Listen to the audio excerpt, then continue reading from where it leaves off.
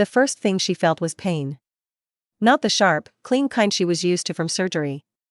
This was dull and everywhere, like her bones had been soaked in ice water overnight.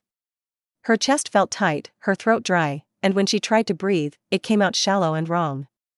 Lin Shui thought, with a strange calm, "I'm not dead yet." Which was ridiculous, because she remembered dying very clearly. 36 hours awake. Coffee gone cold on the desk. Charts stacked so high they blurred together. A patient coding in the ER. Her hand steady, her head buzzing, her heart hammering too fast. Someone shouting her name. A white flare of pain behind her eyes. Then nothing. So why did it hurt to blink? Her lashes fluttered. Light stabbed through her eyelids, warm and yellow, not the harsh fluorescence of a hospital ward. There was a faint smell of sandalwood in the air, mixed with something sweeter. Flowers, maybe. This is wrong. Lin Shui opened her eyes. She wasn't in the hospital. She lay on a wide, unfamiliar bed draped in pale silk. Gauzy curtains pooled around the frame, shifting gently with the air. Sunlight spilled through tall windows, catching dust motes midair. The ceiling above her was carved wood, elegant and old-fashioned, nothing like the peeling paint of her on-call room. Her heart slammed hard enough to hurt. Okay. Okay. Stay calm. Assess the situation. She pushed herself upright and froze. The hands gripping the blanket weren't hers. They were smaller, slimmer, the skin paler than she remembered. Her fingers trembled as she lifted them, turning them over slowly. No faint scar from her first appendectomy. No callus from years of holding instruments. Her breath came faster. "No," she whispered, the voice that came out soft and young, unfamiliar in her ears. "No, no, no." She swung her legs over the side of the bed. Her feet touched a cool wooden floor. The room swayed and she grabbed the bedpost, nausea rolling through her. A mirror stood across the room. Her pulse thundered as she staggered toward it, every step heavy with dread. She barely recognized her reflection. The girl staring back at her looked 18 at most. Delicate features. Large, dark eyes still clouded with sleep. Long black hair spilling messily over thin shoulders.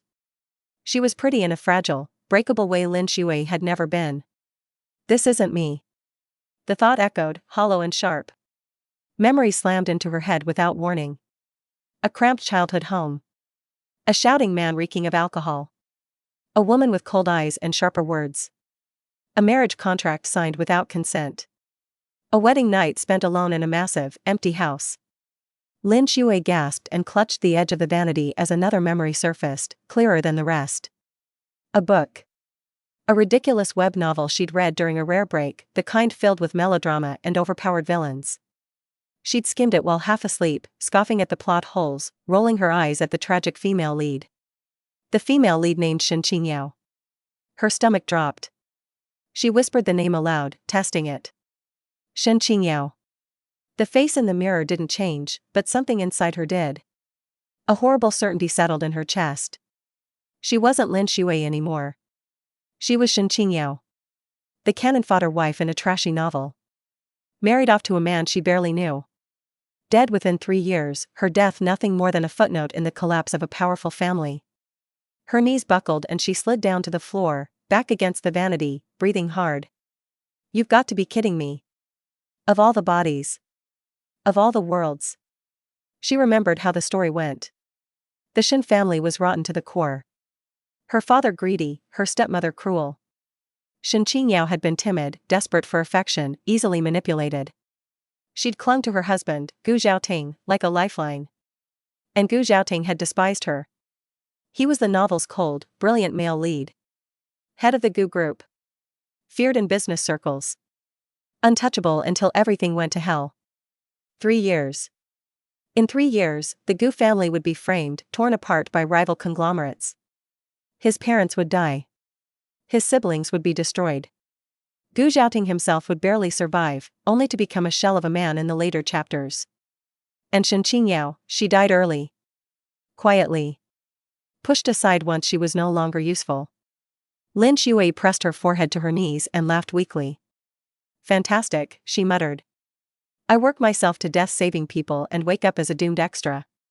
The door creaked open. She snapped her head up, heart lurching. A man stood in the doorway. He was tall, broad-shouldered, dressed in a simple black shirt and trousers that somehow still looked expensive.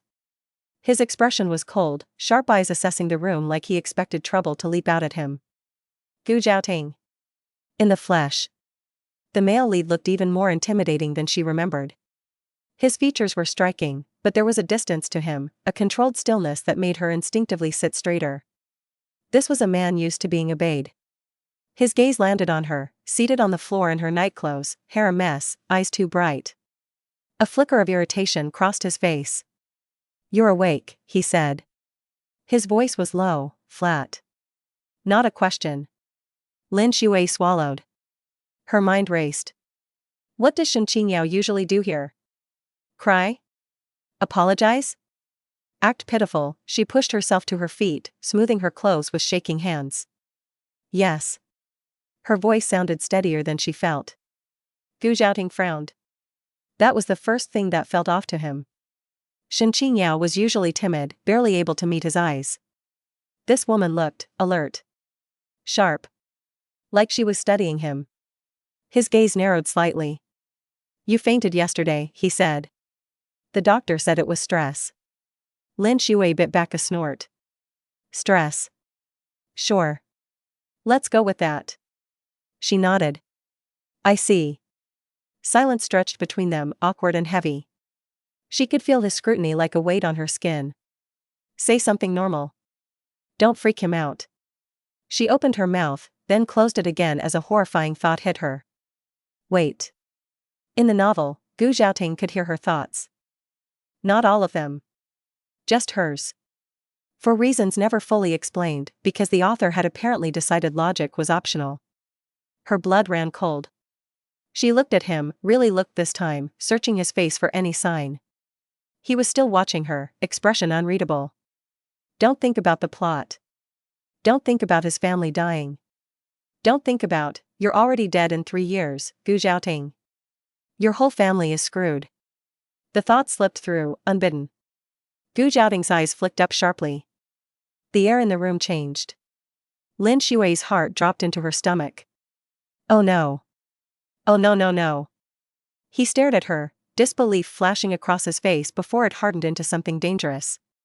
What did you just say? He asked quietly. Her mouth went dry. She hadn't spoken. She could still hear the words echoing in her own head, like a curse. She took a shaky step back. You heard that, she said, barely above a whisper. Gu Zhaoting didn't answer immediately. His jaw tightened, his gaze intense enough to make her skin prickle. He took a step toward her. Then another. Lin Shui's back hit the vanity.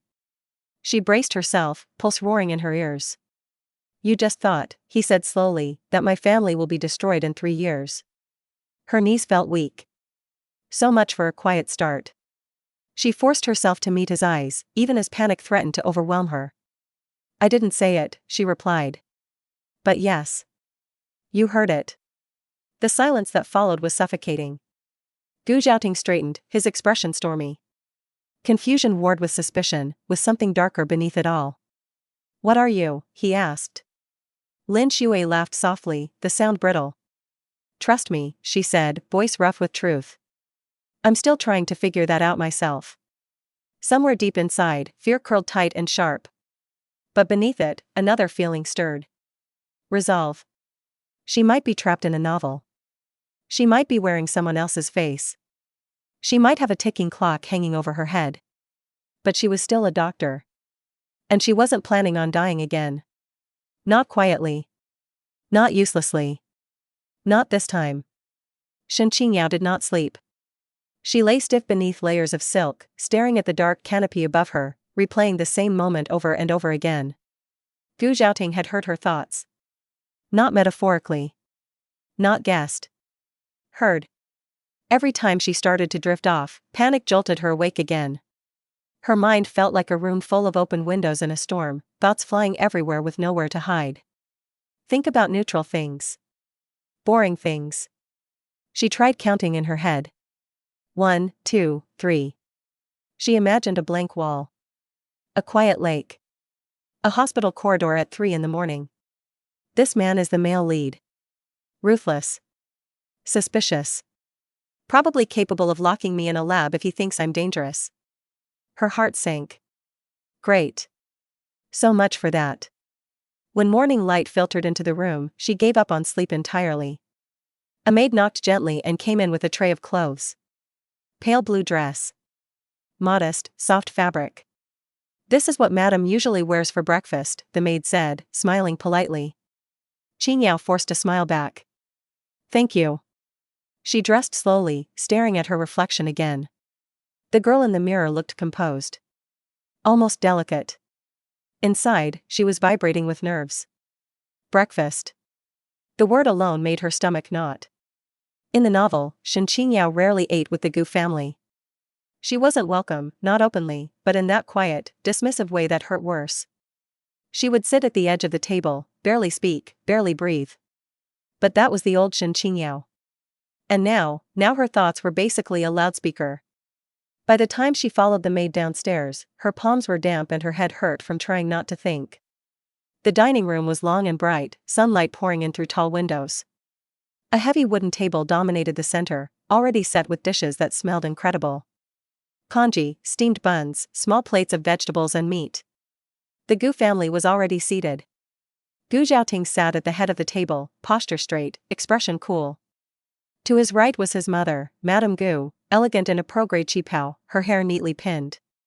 To his left sat his father, Gu Jianming, broad-shouldered, his presence calm and authoritative. Further down were his siblings. Gu Zhaoyi, the younger brother, sharp-eyed and perpetually amused by everything. Gu Zhenzhen, the youngest sister, beautiful and bright, though there was a brittleness to her smile Qingyao recognized too well. Every single one of them looked like they belonged on a magazine cover. Wow. The Gu family really won the genetic lottery. The thought slipped out before she could stop it. Gu Zhaoyi choked on his tea. Madame Gu paused mid-motion, spoon hovering over her bowl. Gu Jianming looked up sharply. The room went very, very quiet. Qingyao froze halfway to her seat. Oh no. Gu Zhaoting's jaw tightened almost imperceptibly. He glanced at her, then at his family. You heard that, Gu Zhaoyi said slowly, eyes wide. Didn't you? Madame Gu set her spoon down carefully. Her gaze shifted to Qingyao, curious rather than hostile. Qingyao swallowed. There was no point pretending. Yes, she admitted. You did. Gu Zhenzhen's eyes lit up with a mix of shock and fascination. You think we're good-looking? Qingyao blinked, thrown by the question. Objectively? Yes. Very. Gu Zhaoyi let out a short laugh. Well, that's new. Gu Zhaoting shot him a look. Focus. The amusement faded instantly. Madame Gu folded her hands on the table. Qingyao, she said gently, what exactly is happening? Qingyao took her seat, back straight despite how badly she wanted to curl in on herself. I'm about to sound insane. She took a breath. I don't fully understand it myself. But, you can hear my thoughts. At least, some of them. Gu Jianming's eyes sharpened. Only ours? I don't think so, Qingyao said honestly. But only you've reacted so far. She hesitated, then added quietly, and not all of my thoughts. Just the significant ones, I think. Like the ones about your family being doomed. Her chest tightened. Gu Zhaoting closed his eyes briefly, as if restraining something. Last night, he said, you mentioned my family's destruction. The table felt suddenly too big, the air too thin. Madame Gu frowned. Destruction? Qingyao's fingers curled into her lap. Say it. If you don't, they'll still die. In the novel, the Gu family never saw it coming. By the time the first blow landed, it was already too late. She looked up, meeting Madame Gu's eyes, then Gu Jianming's. They weren't cruel. They weren't villains. They were people. Your future mother-in-law dies from a stress-induced stroke. Your father-in-law is framed and imprisoned. Your siblings are ruined one by one. The words pounded against the inside of her skull. Gu Zhaoyi went pale. Why do I suddenly feel cold? Gu Zhenzhen hugged herself. I don't like this. Gu Zhaoting opened his eyes again, gaze locked on Qingyao. Tell us. Her throat tightened. I've seen what happens to your family, she said. In detail. The silence that followed was heavy, pressing. Gu Jiaming spoke first. Seen how? In a story, Qingyao said. A novel. Gu Jiaoyi stared. You expect us to believe that our lives are part of a book? No. Of course not. She clenched her jaw. I expect you to believe that in 3 years, the Gu group will face a coordinated attack from the Liu and Han families. Evidence will be fabricated. Your overseas projects will be frozen. Someone inside the company will betray you. Gu Jianming's expression changed. That was the problem. She saw it the moment it happened. He believed her. Madame Gu's face had gone pale. And us? Qingyao's chest hurt. You, she said softly, collapsed during a charity gala. It's diagnosed as exhaustion. It's not. Madame Gu's hand trembled slightly. Gu Zhenzhen's voice was barely a whisper. What about me? Qingyao hesitated. You're pushed into a marriage to protect the family. It destroys you. Her heart clenched. You survive, she said carefully. But it's not kind. Gu Jiaoyi slammed his hand on the table. That's enough. Everyone jumped. He stood abruptly, pacing. This is insane. But, she knows too much. Gu Zhaoting hadn't moved. His gaze never left Qingyao. And what happens to you? He asked quietly. Her lips parted. You lose everything. And then you lose me too. She forced the words out. You survive. Barely. His expression didn't change, but something flickered in his eyes. Fear. For the first time, Qingyao realized something important. They weren't rejecting her. They were listening. Gu Jianming exhaled slowly. Assuming, he said, measured, that this is true. What do you want? Qingyao looked down at her hands, then back up again. I don't want anything from you, she said. I just don't want you to die without knowing what's coming. Madame Gu stood and walked around the table. She stopped in front of Qingyao, studying her face. After a long moment, she reached out and took Qingyao's hand. It was warm. Steady. You're shaking, Madame Gu said softly. Whatever you are, you're not our enemy. Qingyao's eyes burned. Gu Zhaoting stood. From now on, he said, voice firm, Qingyao stays under our protection. Gu Jiaoyi blinked. That was fast. Anyone who knows this much, Gu Zhaoting continued, is either our greatest threat or our greatest advantage. His gaze dropped to Qingyao. And until proven otherwise, she's family. Something tight and painful in her chest loosened. Family.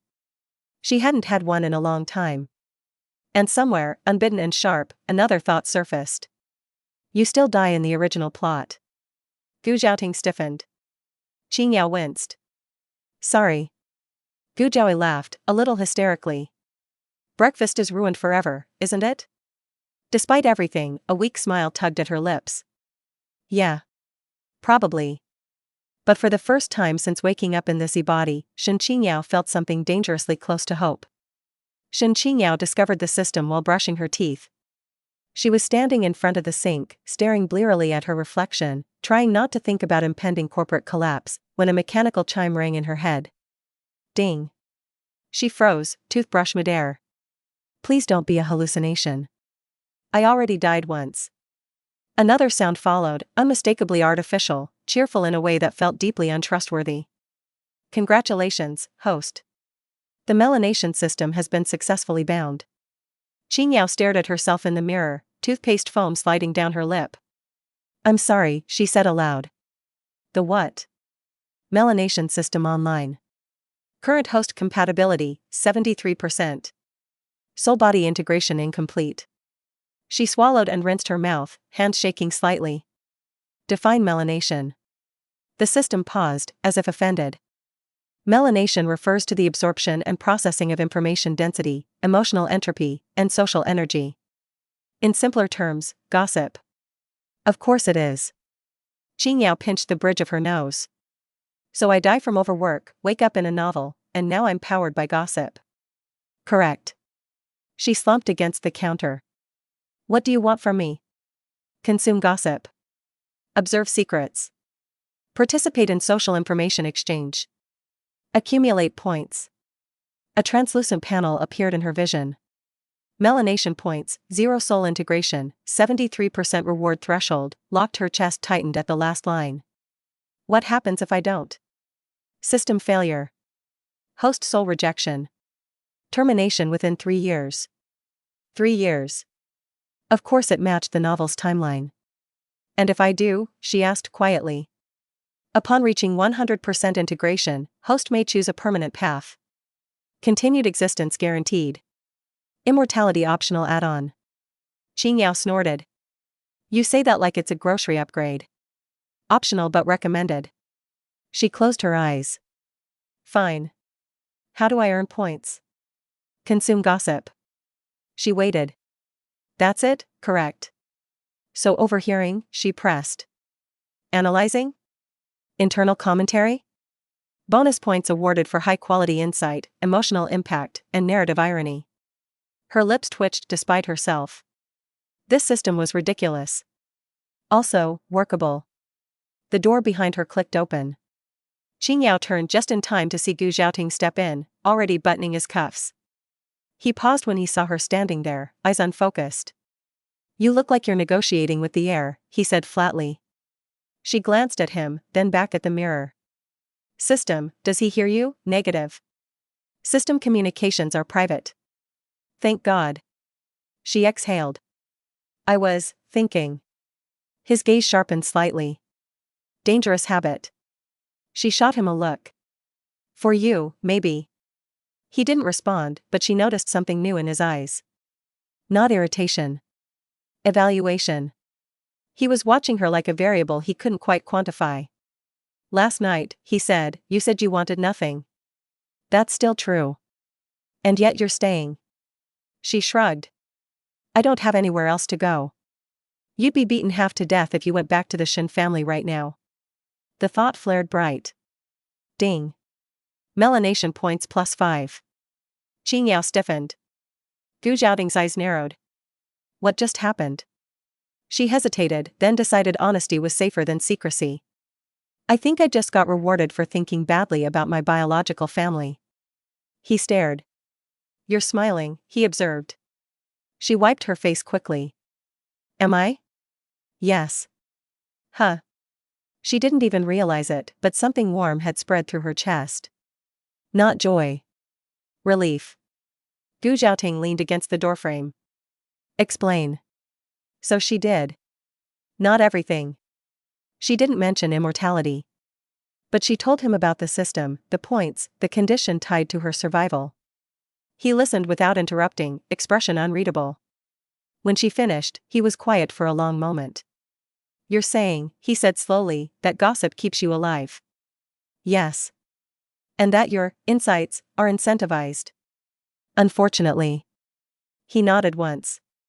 Then we'll use it. She blinked. We? You want to live, he said. I want my family alive. Our interests align. That word again. Our. Her chest tightened in a way she didn't like to examine too closely. Your biological family, he continued, is a source of information. Her mouth twisted. That's a polite way to put it. He looked at her steadily. Are you afraid of them? The question caught her off guard. Images flashed through her mind. A hand raised. A door locked.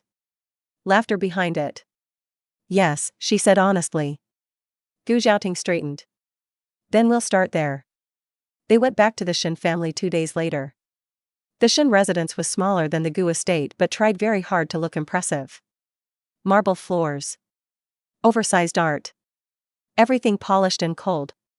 Shin Qingyao felt the original owner of this body curl inward somewhere deep inside her chest. Easy. I've got this. Her father, Shin Rong, looked up from the sofa when they entered. Surprise flickered across his face, followed quickly by calculation. Qingyao, he said, smiling. You're back. Beside him, her stepmother, Li Meifan, stiffened. Behind them, Shin Yue, her half-sister, watched with barely concealed disdain. So this is the den. Shin Rong's gaze slid to Gu Zhaoting, and his smile widened. President Gu. What an honor. He's already thinking about money. Ding. Melanation points +3. Qing Yao almost laughed. Li Meifan's eyes flicked over Qing Yao's clothes, her posture. Something dark passed through her gaze. She's trying to figure out if I've complained. Or if I'm here to beg. Ding. Melanation points +3. This is disturbingly easy. Xin Yue scoffed. Sister, you look different. Qing Yao smiled sweetly. So do you. You're sleeping with your tutor and he's leaking exam answers. Ding. Melanation points +10. Bonus for scandal severity. Her eyes widened slightly. Oh. Oh, this is powerful. Gu Zhaoting's fingers twitched at his side. He glanced at her, clearly hearing the thought, then at Xin Yue. Interesting. The visit ended quickly. On the way back, Gu Zhaoting spoke. You didn't ask for money. Why would I? Qing Yao said. You're already paying. His lips curved faintly. You're dangerous. She looked out the window, city lights blurring past. I know. But for the first time since waking up in this world, she didn't feel like prey. She felt like a participant. And somewhere deep inside, the system chimed again, quietly pleased. Shen Qingyao didn't mean to practice medicine again. It just happened. She was halfway through breakfast, spoon hovering over a bowl of congee, when Madame Gu's hand slipped. It wasn't dramatic. No cry of pain, no collapse.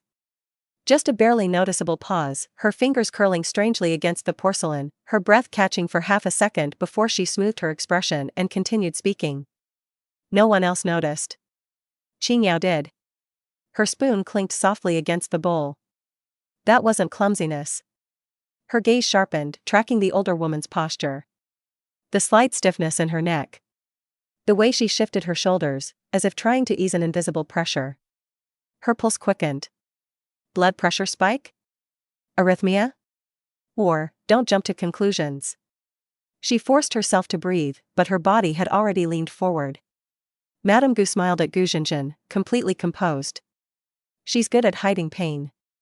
Years of it. The thought slipped out, heavy with certainty. Ding. Melanation points +2. Gu Zhaoting's chopsticks paused.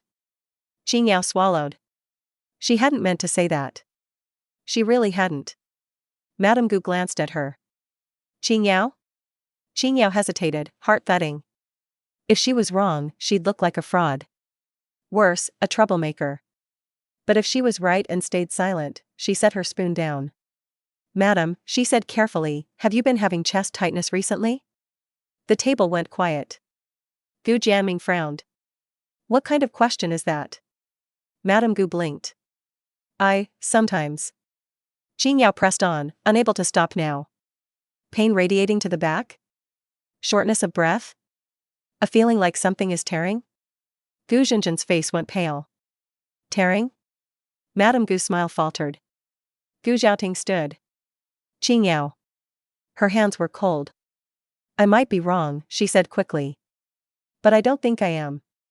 She met Madame Gu's eyes. You need a CT angiogram. Today. Gu Jianming's expression hardened. This is getting out of hand. Madame Gu raised a hand. Jianming. She looked back at Qing Yao, searching her face. Why? Qing Yao swallowed. Because in the book, you die from this. Her throat tightened. Because if it's what I think, she said softly, it doesn't give many second chances. The room felt smaller. Gu Zhaoting's gaze was locked on her, sharp and assessing, but there was something else there too. Concern. For his mother. For her. Prepare the car, he said. No hesitation.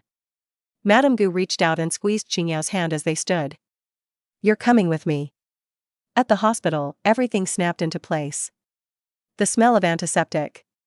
The muted chaos. The way nurses moved with practiced efficiency. It all settled over Qing Yao like a familiar coat. Her heart steadied. This, at least, made sense. She rattled off symptoms to the attending physician without realizing she'd switched tone entirely. Her voice was calm, precise. Clinical. The doctor frowned, then nodded. Tests were ordered. They waited. Gu Zhaoting stood beside her, arms crossed. You've done this before. It wasn't a question. She didn't look at him. In another life. The results came back an hour later. Early stage aortic dissection. Caught just in time. The doctor stared at Qingyao like she was a ghost. How did you know? Qingyao let out a breath she hadn't realized she'd been holding. Her legs felt weak. Experience, she said. Madame Gu was admitted for monitoring and treatment. She'd be fine. Probably. When they stepped into the hallway, Gu Jianming bowed. It was shallow, restrained, but unmistakable. Thank you, he said. For my wife. Qingyao blinked, startled. You don't have to, I do. Her chest ached in a way she couldn't name. Later that evening, as Madame Gu slept, Gu Zhaoting stood by the window of the private room. You weren't in the original plan, he said quietly. She leaned against the wall. Neither was this. He turned to her. You want to go back to school? She startled. What? You watched the doctors, he continued. You corrected one of them under your breath. Her face warmed. Old habits. You want to study medicine. The words hit her harder than she expected. She had told herself she wouldn't. That this world was different. That it wasn't worth the exhaustion, the nights without sleep. But her hands still remembered. She closed her eyes. Yes. Gu Zhaoting nodded once. Then do it. She laughed weakly. It's not that simple. I'm registered in literature. And the medical faculty doesn't take transfers lightly. I'll handle it. She looked at him. You can't just throw money at, I can, he said calmly. And I will. She opened her mouth to argue, then stopped. He wasn't doing this casually. This was an investment. In her. What do you want in return? She asked. His gaze was steady. Live. The word settled between them, heavier than any contract. 2 weeks later, Qingyao stood in a university office, facing a panel of skeptical professors. Your grades are average, the dean said. Qingyao nodded. I know. And you want to transfer into clinical medicine? Yes. One of the professors scoffed. Based on what, exactly? She took a breath. Based on this. They brought in a volunteer. A simple exam. Observation only. Qingyao stepped forward, her world narrowing. Your pulse is irregular, she said gently. You're dehydrated. And you haven't slept well in days. The man blinked. How did you know? She smiled faintly. You keep touching your left wrist. Your lips are dry. And your eyes say everything else. The room fell silent. By the end of the hour, the dean was rubbing his temples. We'll make an exception, he said finally. Outside, Qingyao sagged against the wall, adrenaline crashing. Gu Zhaoting stood nearby, arms folded. You were impressive, he said. She laughed softly. I was terrified. He looked at her, really looked. For the first time, he wasn't seeing a variable. He was seeing a person. And maybe, just maybe, someone worth trusting. Medical school was exactly as exhausting as Qingyao remembered. The hall smelled faintly of disinfectant and instant coffee. Students moved in clusters, voices low and urgent, white coats flapping like restless wings. Everyone walked fast, like if they slowed down, they'd be left behind. Good. Familiar. Terrifying. Qingyao adjusted the strap of her bag and tried not to think about how much younger everyone around her looked. 18-year-olds with fresh faces and bright eyes, unaware of how badly this path could chew you up if you let it. You're one of them now. Don't be weird. The thought barely finished when shouting echoed down the corridor. What the hell is wrong with you? A small crowd had gathered near the stairwell. 2 male students were squared off, faces flushed, fists clenched. A girl stood to the side, eyes red, shaking. This feels familiar in a bad way. Qingyao pushed through the crowd before she could stop herself. Old instincts kicked in, sharp and undeniable. Hey, she said loudly. Step back. One of the boys scoffed. Mind your business. She looked at him once. Your pupils are dilated, she said calmly. Your hands are shaking. You're about 2 seconds from making this worse. He blinked, thrown. The other boy lunged. Qing Yao moved without thinking. She grabbed his wrist, twisted, stepped in close, and swept his leg. He hit the floor with a startled yelp. The crowd gasped. She released him immediately and stepped back, hands raised. "I'm not here to fight," she said. "But I will stop one." The hallway went silent. The girl burst into tears. "He's been cheating on me," she sobbed, pointing at the boy on the floor. "With my roommate." "Ah. There it is. You're lying about just how many people you've been sleeping with." Ding. Melanation points +8. The boy's face went white. The crowd murmured. A security guard came running, eyes wide at the scene. Qing Yao stepped aside without protest. "I'll go with you," she said. I acted. Later, in the dean's office, she stood straight-backed while the two boys argued over each other. The girl clutched tissues, hiccuping softly. The dean pinched the bridge of his nose. "Miss Shin. First day. Care to explain?" Qing Yao nodded. "I prevented an escalation. You assaulted a classmate." "I restrained him," she corrected. "There's a difference." The dean stared. She added, more gently, "If it helps, his left shoulder was already dislocated. I didn't worsen it." The boy sputtered. "What?" "You fell on it last week," Qing Yao said. "You've been favoring it since." The dean closed his eyes. In the end, everyone was dismissed with warnings. Outside, the girl caught up to Qing Yao, eyes still red. "Thank you," she said hoarsely. "I'm Qi Ran." Qing Yao smiled. "Shen Qing Yao." Qi Ran hesitated. "You're scary." "In a good way." Qing Yao laughed. "I get that a lot lately." They ended up walking together to their next class. Qi Ran talked constantly, filling the space with stories about dorm life, professors, rumors. Rumors. "Oh no. You thrive on this." Ding. Melanation points +1. +1. +1. Qing Yao nearly groaned. In anatomy lab, she earned a different kind of attention.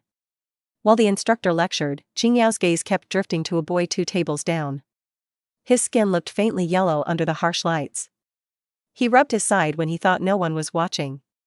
Possible liver issue. Early. He doesn't know yet. Ding.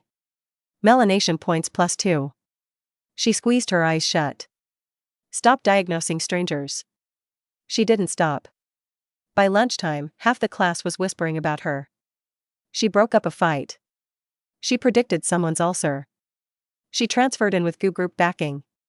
Qing Yao poked at her food, exhausted. This is worse than the hospital gossip boards. Across the table, Qi Ran leaned in. "Is it true you're married?" Qing Yao choked slightly. "Yes." "To Gu Zhaoting?" She sighed. "Unfortunately, yes." Qi Ran's eyes went huge. "You're kidding." "Nope. Tragically not." Ding. Melanation points +2. That afternoon, Gu Zhaoting called her. "How's school?" he asked. "I already got lectured by the dean." A pause. "Do I need to intervene?" "No," she said quickly. "Please don't." He hummed. "You made a friend." She blinked. "How do you know that?" "You're thinking less like you're alone." Her throat tightened unexpectedly. "Be careful," he added. "Your influence is growing." She stared at the sky outside the window, clouds drifting lazily past. "I don't know how to turn it off," she admitted. "Then learn how to aim it." That night, as she lay in bed, exhaustion dragging her under, the system chimed again. Melanation points, 67 soul integration, 78% progress acknowledged. Qing Yao closed her eyes. She wasn't just surviving anymore. She was becoming someone new. And that scared her more than dying ever had. The Ruan family banquet was the kind of event that smelled expensive. Fresh flowers layered over polished wood and perfume that clung to the back of the throat. Crystal chandeliers glowed warmly overhead, reflecting off dresses that probably cost more than Qing Yao's old apartment rent for a year. She stood at the entrance beside Gu Zhaoting, fingers lightly hooked through his arm. She hated how natural it felt. "Relax," he murmured. "You look like you're about to diagnose the chandelier." She exhaled. If it collapses, it'll take out half the guests. His lips twitched. The Ruan family had invited them under the pretense of celebrating the birthday of their twin daughters. In reality, it was a networking battlefield disguised as cake and champagne. Gu Zhaoting's cousin by marriage, Gu Lianxin, was already there. She stood near the center of the hall, back straight, chin lifted, wearing a soft cream dress that made her look gentle and harmless. Qing Yao knew better. In the original story, Gu Lianxin had been eaten alive by her stepfamily. Used. Drained. Married off for resources. You don't deserve that. Ding. Melanation points +2. Gu Zhaoting felt her stiffen. You see something? Always, Qing Yao muttered. They crossed the room. Lianxin's face lit up when she saw them, relief flickering through her eyes. Brother, she said softly. Sister-in-law. Her stepmother, Ruan Miling, turned at the sound, smile already fixed in place. President Gu, she said brightly. You honor us. Her gaze slid to Qing Yao, pausing just a beat too long. She's calculating how much I'm worth. Ding. Melanation points +3. Qing Yao smiled back, sweet and empty. Happy birthday to your daughters. Ruan Miling laughed. Oh, they're over there. Lianxin has been helping us receive guests. Helping? Right. You've been working her like a servant all night. Ding. Melanation points +3. Lianxin's fingers tightened around her clutch. As the evening wore on, the mask slipped. Aunties commented on Lianxin's age. Uncles joked about her being unwed. Someone suggested she pour drinks. Qing Yao's patience thinned with every word. At one point, a man grabbed Lianxin's wrist too tightly, smiling in a way that made Qing Yao's skin crawl. Something hot and fast snapped inside her. She stepped forward. Let go, Qing Yao said. The man blinked. Excuse me? You're hurting her. He laughed. This is family business.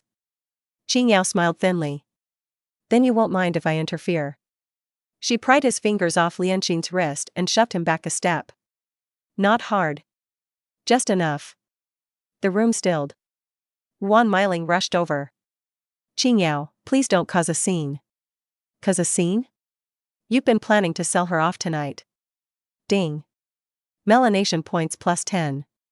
Bonus for malice detection. Gu Zhaoting's grip tightened slightly on Qing Yao's arm. Lianxin's breath hitched. Qing Yao turned to her. Do you want to leave? Yes, Lianxin whispered. Then we're leaving. Ruan Miling's smile cracked. You can't just take her. Qing Yao tilted her head. Watch me. They were halfway to the exit when a voice cut through the murmurs. Zhaoting. A woman in a wine-red dress approached, heels clicking softly against the floor. She was elegant in a sharp, practiced way, her smile perfectly calibrated. Qiao Wenyi. Gu Zhaoting's childhood friend. And in the novel, his white moonlight. Her gaze flicked briefly to Qing Yao, then back to Gu Zhaoting. It's been a long time. Too long. And you never got over him. Ding. Melanation points +4. Qing Yao almost groaned. Qiao Wenyi's smile stiffened for just a fraction of a second. You must be Qing Yao, she said. I've heard interesting things. Qing Yao returned the smile. Likewise. You think I stole your place. But there was never a place to begin with. Ding. Melanation points +2. Gu Zhaoting frowned. We're leaving. Qiao Wenyi looked surprised. Already? Yes. She hesitated, then laughed lightly. You always were decisive. Her gaze slid back to Qing Yao, cool and assessing. Take care of him. Qing Yao leaned in slightly, voice low.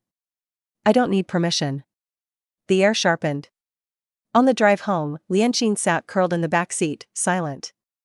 Qing Yao turned to her. You don't have to endure this. Lianxin's eyes filled. I thought I did. You don't. Gu Zhaoting met Qing Yao's gaze in the rearview mirror. You just changed her future. Ding. Melanation points +6. At home, after Lianxin was settled into a guest room, Gu Zhaoting stopped Qing Yao in the hallway. You escalated things tonight, he said. She crossed her arms. Do you regret it? He studied her for a long moment. No, he said. I'm grateful. Her chest warmed. Later, alone in her room, the system chimed softly. Melanation points, 104 soul integration, 81% new threshold reached. Qingyao exhaled slowly. She wasn't just consuming gossip anymore. She was cutting through it. And for the first time, she wondered if this strange power wasn't a curse at all, but a blade. One she was finally learning how to wield. The house didn't feel the same after the banquet. It wasn't louder or quieter. It just carried a different tension, like a storm had passed close enough to charge the air even if it never fully broke. People walked more carefully. Conversations ended when Qingyao entered a room. Not because they feared her. Because they were listening. Qingyao hated that. She sat curled on the window seat in the study, knees drawn to her chest, watching the garden lights flicker on one by one. Somewhere downstairs, voices murmured. Papers rustled. Phones rang. War rooms don't look dramatic, she thought. They just look tired. Gu Zhaoting was in the center of it all. She hadn't meant to eavesdrop, but her thoughts slipped outward whether she wanted them to or not. They're already moving. The Han family's logistics subsidiary. The Liu family's shell accounts. Ding. Melanation points +2. She flinched. She hadn't even spoken. Gu Zhaoting appeared in the doorway a moment later, jacket slung over one shoulder, expression tight. You should be resting, he said. She didn't turn. You should be sleeping. He snorted softly and crossed the room, stopping beside her. You changed Lianqin's trajectory tonight, he said. Wan Miling is panicking. Good. Ding. Melanation points +1. She sighed. I didn't plan it.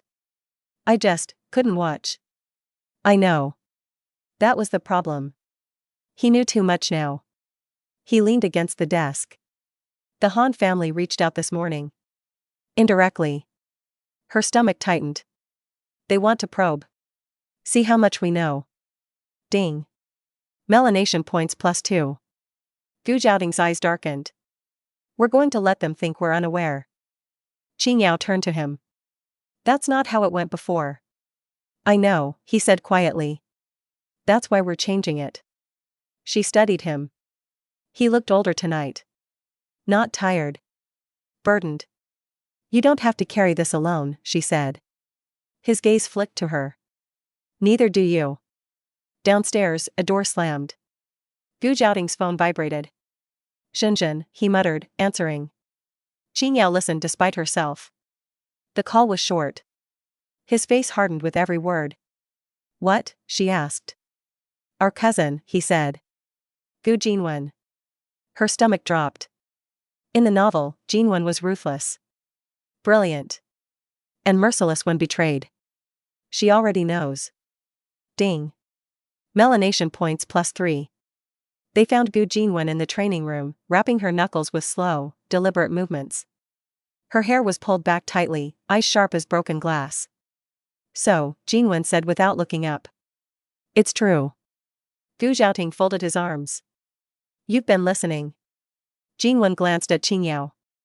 You're louder than you think. Qingyao winced. Sorry. Jinwen smirked. Don't be. It's efficient.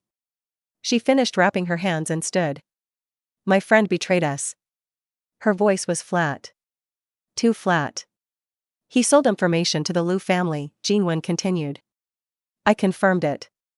Qingyao's chest tightened. In the original story, this betrayal destroyed Jinwen.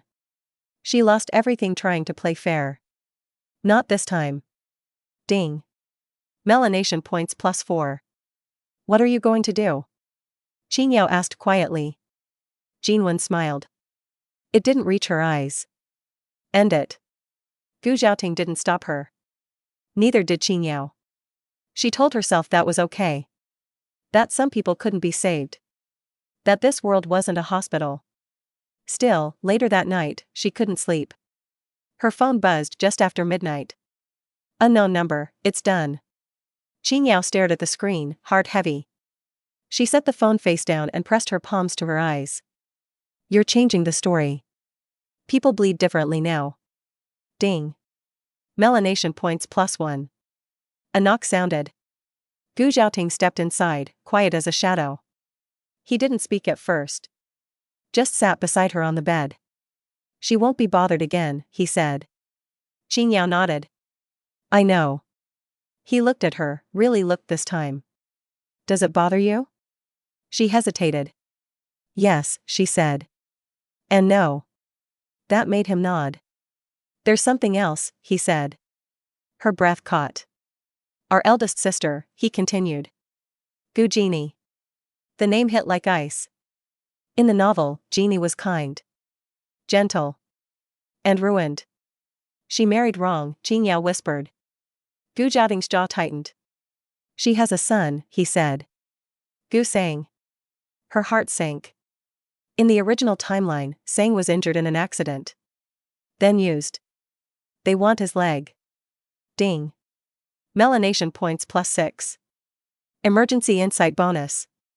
Gu Zhaoting went still. Explain. Qing Yao's voice shook despite her effort to steady it. There's going to be a car accident. It won't kill him. But he'll be hurt. And his father will try to profit from it. Silence stretched between them. Gu Zhaoting exhaled slowly. Then we stop it. Qing Yao closed her eyes. This time, she didn't feel like a passive reader watching tragedy unfold. She felt like a warning siren. And for the first time, she wondered how much blood would stain her hands by the time the future was fully rewritten. The system chimed softly. Melanation points, 118 soul integration, 83% progress continues. Qing Yao lay back against the pillows, staring at the ceiling. Saving people was never clean. She knew that better than anyone. The accident happened on a Tuesday. That was the cruelest part. Not a stormy night. Not a holiday. Just an ordinary weekday, the kind where tragedy felt like a clerical error. Qing Yao knew the moment it happened. She was in the anatomy lab, gloved hand steady over a model spine, when her chest seized so hard she nearly dropped it. Too early. Her vision tunneled. In the original story, it happened in 6 months. Not now. Her phone vibrated in her pocket. Gu Zhaoting. She didn't answer. She didn't need to. You didn't move fast enough. Ding. Melanation points +5. Penalty applied. Emotional interference detected. Her hands shook as she stripped off her gloves and left without asking permission. At the hospital, the air was chaos. Gu Genie sat hunched on a plastic chair, her hands smeared with dried blood that wasn't hers. Her hair was loose, her eyes empty in the way Qing Yao recognized immediately. Shock. Dissociation. The brain's emergency shutdown. On the gurney, little Gu Sang lay frighteningly still. His right leg was immobilized, skin pale against stark white sheets. Tubes snaked around his small body. Alive. Thank God. Qing Yao pressed 2 fingers lightly to his wrist, counting. Fast, but stable. Gu Zhaoting appeared beside her, face carved from stone. He's out of surgery, he said. Fracture. Clean. Relief hit her so hard her knees nearly buckled. But it didn't last. You know what comes next. Ding. Melanation points +3. Song Yichen arrived an hour later. He came with flowers and a carefully calibrated expression of grief. Limping slightly, as if to mirror suffering. His suit was immaculate. His eyes were not.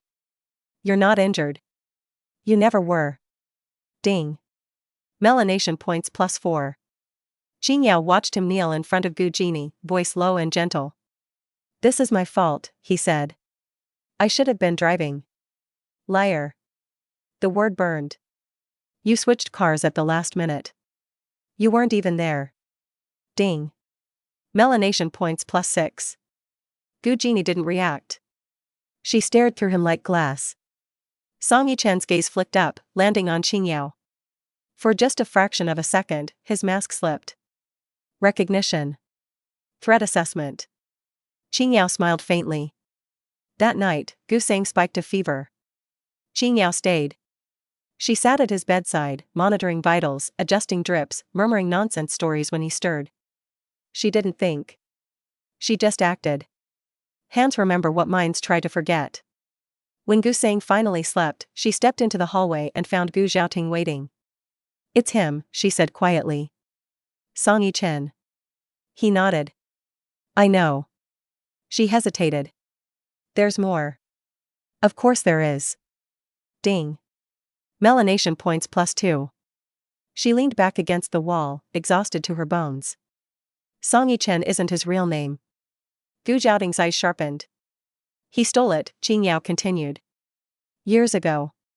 The real Song Yichen died in a car accident. This man took his identity." Silence stretched. "And Gu Sang?" he asked. Her throat tightened. "He's not his son." The words felt like breaking something sacred. Gu Xiaoting closed his eyes briefly. "He knows," Qing Yao added. "And he doesn't care." They moved fast after that. Too fast for Song Yichen to react. By morning, documents were pulled. DNA tests ordered quietly. Old hospital records surfaced, dusted off and compared. Everything matched. The identity theft. The financial fraud. The falsified marriage registration. By noon, Song Yichen was gone. Not arrested. Not yet. But exposed. When Gu Jini woke from a light sleep, Qing Yao was there. She knelt beside the bed, voice gentle. "I need to tell you something difficult." Gu Jini looked at her with hollow eyes. "Is Sang?" "He's stable," Qing Yao said quickly. "He'll walk again." That was mercy. Gu Jini's shoulders sagged, relief breaking through the numbness. Then Qing Yao told her the rest. The lies. The stolen name. The truth about her son. Gu Jini didn't scream. She laughed. It was a thin, broken sound that made Qing Yao's chest ache. "I knew," Gu Jini whispered. "Somewhere. I always knew." Tears finally fell. That evening, Gu Sang woke. Qing Yao leaned close, smiling softly. "Hey, brave boy." He frowned. "Auntie, am I broken?" Her heart cracked cleanly in two. "No," she said firmly. "You're healing." He studied her face seriously. "Will Daddy be angry?" Qing Yao swallowed. "You die protecting him in the original story." Ding. Melanation points +4. She reached out and brushed his hair back gently. "You have a different kind of daddy," she said. "One who cares." Gu Sang nodded, accepting this with the strange wisdom of children.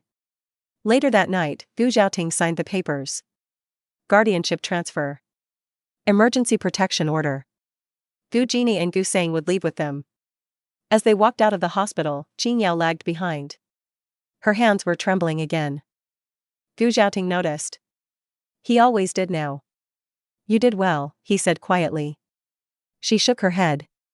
"I knew this was coming. And it still hurt." He paused, then reached out and rested his hand briefly on her shoulder. "Knowing doesn't make it painless," he said. "It just makes it possible to survive." The system chimed softly. Melanation points, 136 soul integration, 86%. Qing Yao looked back at the hospital doors. In the novel, this was where Gu Jini broke completely. Where Gu Sang lost more than just a piece of his childhood. But tonight, they were walking away together. Alive. And for the first time, Qing Yao allowed herself to believe that maybe fate wasn't something you escaped. Maybe it was something you wrestled down, one terrible truth at a time. After the hospital, everything slowed down. Not because the danger had passed, but because the Gu family finally had the advantage. And advantage, Qing Yao learned, didn't look like chaos. It looked like meetings that ran too long and voices kept low.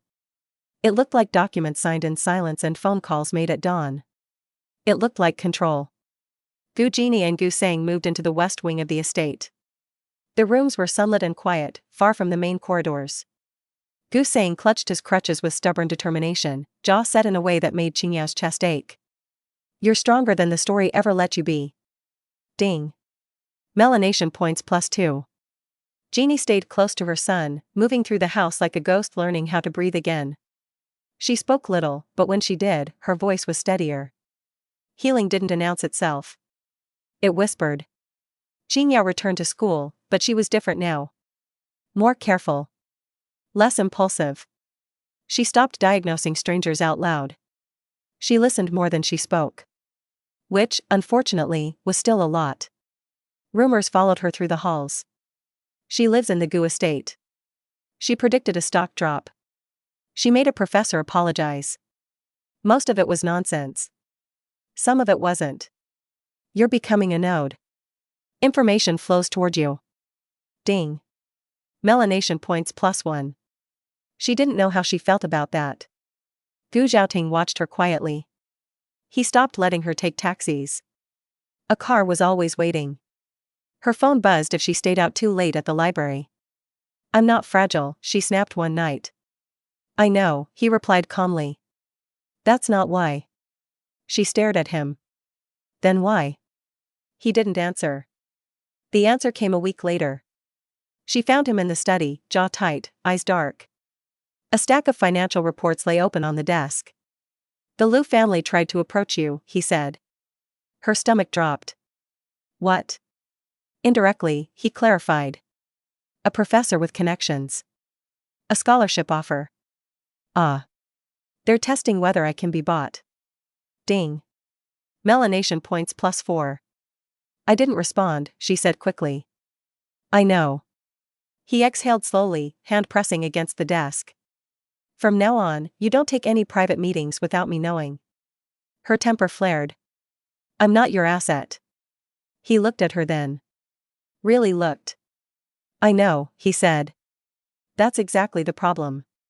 The words hung between them, dangerous and unspoken. That night, Qingyao tried something she'd been avoiding. System, show me my remaining time. A pause. Estimated soul rejection window, 14 to 18 months if integration stalls. Her chest tightened. And if I continue? Integration progressing. Current rate acceptable. Acceleration possible. How? High-density information environments. Proximity to key narrative nodes. She laughed softly. So, stay in the storm. Correct. She closed her eyes. At breakfast the next morning, Gu Jianming spoke. The Han family is bleeding, he said. Slowly. Madame Gu nodded. They're being forced into defensive mergers. Gu Zhenzhen smiled faintly. They deserved it. Qingyao stirred her tea. They would have destroyed you all. Ding. Melanation points +2. Gu Zhaoting glanced at her, then set his cup down. Qingyao, he said, stop trying to make money. She choked. What? You've been consulting anonymously online. Medical advice. Stock tips. Her face burned. I was careful. You don't need to be, he said. I'll fund whatever you need. She bristled. I don't want to rely on you. I want you alive, he replied. And not hunted. Silence fell. Finally, she nodded. Fine. But this doesn't make me yours. His mouth curved slightly. Never said it did. Later, in the quiet of her room, Qingyao stared at the ceiling. She'd wanted independence. Instead, she'd gained something heavier. Protection came with expectations. The system chimed. Melanation points, 158 soul integration, 89% almost there. She should have felt relieved. Instead, she felt afraid. Because somewhere along the way, surviving had stopped being her only reason for staying. She cared now. And caring, she knew better than anyone, was the most dangerous variable of all. The rain came without warning. One moment the sky was pale and undecided, the next it was pouring hard enough to blur the garden beyond Qingyao's window into streaks of gray. She stood there longer than she meant to, watching droplets race down the glass. In the original story, this was where things stabilized. The villains retreated. The Gu family regrouped. The narrative shifted toward revenge and romance. She hadn't believed in it then. She wasn't sure she believed in it now. Her phone vibrated. Gu Zhaoting, come downstairs. She found him in the living room, sleeves rolled up, jacket draped over a chair. The rest of the family was there too, gathered without ceremony. Tea steamed on the table. Gu Sang sat cross-legged on the rug, crutches abandoned nearby as he played with a wooden puzzle. He looked happy. The sight made something in her chest loosen. Gu Jianming cleared his throat. We've dealt with the immediate threats, he said. Not eliminated. Contained. Madame Gu nodded. Which means we can breathe. Briefly. Gu Zhenjin glanced at Qingyao. That's thanks to you. Qingyao shifted uncomfortably. I just talked too much. Gu Jiaohui laughed. You weaponized it. That earned a few quiet smiles. Gu Zhaoting stood. There's something we need to clarify. The room stilled. He turned to Qingyao. You came into this family under circumstances none of us chose. Her heart thudded. And you stayed when leaving would have been easier, he continued. Even knowing the cost. Gu Jiaming inclined his head. You've proven your intentions. Madame Gu reached out, taking Qingyao's hand. Your family, she said simply. Whether the world makes sense of that or not. Qingyao's vision blurred. Family. The word didn't hurt as much as it used to. She swallowed. I don't know how long I'll be like this. Gu Zhaoting met her gaze. Then we'll deal with that when it comes. Later, the house quieted. Gu Sang was carried off to bed, protesting sleep. Gu Jini lingered in the hallway, pausing to thank Qingyao softly before retreating. Rain continued to fall. Qingyao found Gu Zhaoting on the balcony, standing under the eaves. You're thinking too loudly again, he said without turning. She leaned against the railing. I was wondering if I should leave. He went very still. Not because I want to, she added quickly. Because staying changes things. Yes, he said. It does. She looked at him. You're not afraid? He turned then, studying her face. I am. But I'd rather face the consequences than lose the variable that saved my family. She scoffed softly. You're terrible at being romantic. I know. Silence stretched, comfortable this time. Qingyao, he said finally, voice low. Stay. Not because you have to. Because you choose to. She closed her eyes. In her other life, she'd never stayed anywhere long enough to belong. There was always another shift, another emergency, another exhaustion waiting. Here, for all its danger, there was space to breathe. I choose to stay, she said. The system chimed, louder than it ever had before. Melanation points, 200 soul integration, 100% integration complete. Her breath caught. She swayed slightly, and Gu Zhaoting caught her elbow. What is it? He asked. She laughed, shaky and relieved. I'm not going anywhere.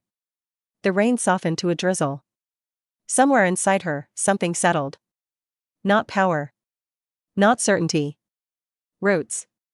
Later that night, Qingyao lay in bed, staring at the ceiling one last time. She was still a doctor. Still flawed. Still carrying knowledge that could hurt as much as it healed. But she wasn't alone. And for the first time since waking up in someone else's body, that was enough. Outside, the storm passed. Morning would come. And this time, she would be there to meet it.